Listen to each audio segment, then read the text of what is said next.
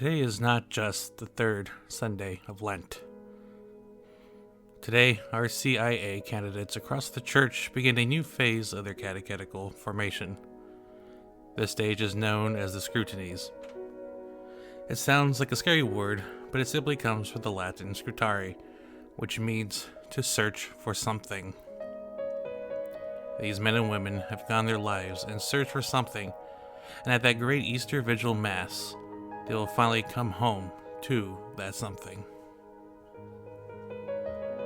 And in many ways, we are all like the woman at the well in today's gospel.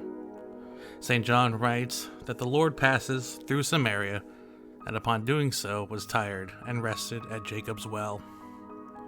St. John uses an interesting phrase, saying the Lord had to pass through Samaria.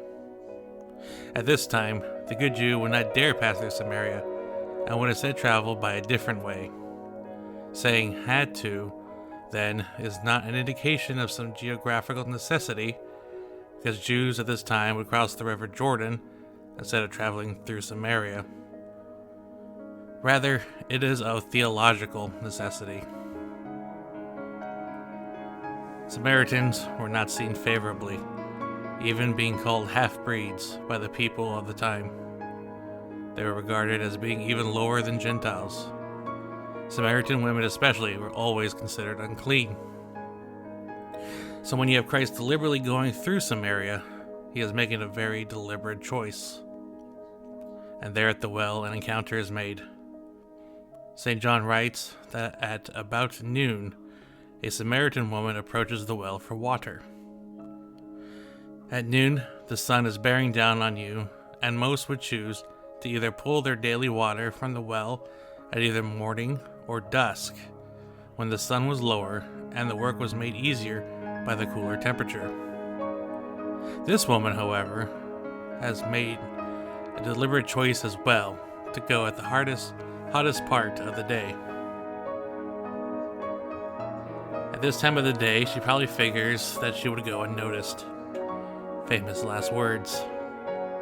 As she approaches Jesus, she just asks a question: if she could give him some water. All she knows is that a Jew is asking her for a drink from her water vessel. She is, of course, shocked at this. She is considered unclean to Jews. Why ask her for a drink?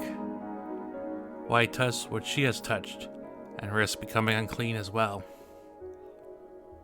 Yet when confronted by her about this, Jesus brushes it aside. The Son of God asks you for water, who himself is the font of living water. If only she knew whom she was talking to.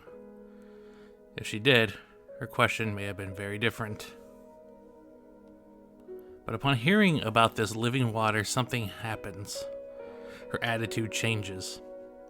Some deep thirst she didn't know she had sprouts up, and now right in front of her is the exact tonic she never knew she needed. This woman shines a light on the spiritual well that is in all of us. In his Confessions, St. Augustine writes his famous line, "Our hearts are restless until they rest in you, O Lord." And this woman further adds to the analogy, "Our wells run dry without the true living water." At this point of Lent as well, it may seem like our wells are indeed running very dry. Maybe our prayers feel rote and unrewarding. Maybe going to Mass feels empty. Maybe our Lenten resolves are more of a chore than anything that could be called spiritually beneficial. Like the woman going to the well at noon, we likewise find ourselves at this middle point of Lent, perhaps running on empty, and perhaps needing some spiritual nourishment. But this Samaritan woman gives us a model in our dryness to approach the Lord, the source of all living water. His water quenches every thirst and soothes every ache. When you're experiencing dryness, turn to God. When that well is empty, seek Christ. This is not the time to drop everything. Now is the time to hold fast to our resolutions, not to abandon them. This dryness you feel is not just you. You are not alone in this feeling. In fact, if you feel this way, you can find yourself in very good company. Many, many saints throughout the history of the church have experienced this exact same dryness. I quote from Story of a Soul by Saint Thérèse de Lisieux. I must tell you about my retreat for religious profession. Far from experiencing any consolation, complete aridity, desolation almost, was my lot. Jesus was asleep in my little boat as usual. How rarely souls let him sleep peacefully within them. Their agitation and all their request have so tired out the good master that he is only too glad to enjoy the rest I offer him. I do not suppose he will wake up until my eternal retreat, but instead of making me sad, it makes me very happy. Such an attitude of mine proves that I am far from being a saint. I should not rejoice in my aridity, but rather consider it as a result of lack of fervor and fidelity, while the fact that I often fall asleep during meditation or while making my thanksgiving should appall me. Well, I am not appalled. I bear in mind that little children are just as pleasing to their parents asleep as awake. That doctors put their patients to sleep while they perform operations, and that after all, the Lord knoweth our frame. He remembereth that we are but dust.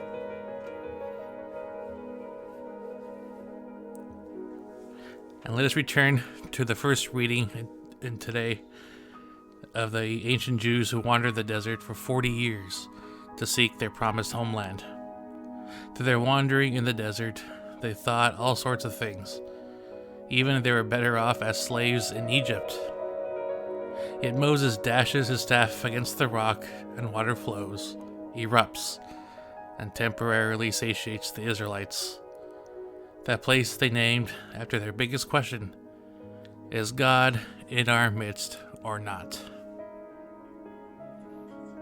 And rest assured, yes, God truly is within our midst. He sees your struggle and does not abandon you. He sees your missteps and still wishes you to get up. You want to seek the Lord? Then seek him in the quiet of the tabernacle. You wish to approach him? Then do so on your knees. You wish God would never give up on you? Then don't give up on yourself. Do not think your suffering does not matter to him. It matters to him because he suffered for us. It is in being close to him that our well begins to fill, and fill eternally so. This is the scrutiny we all take in life, to search him who created us and drink of his waters. Use this Lent to quench your spiritual thirst, and always turn to him.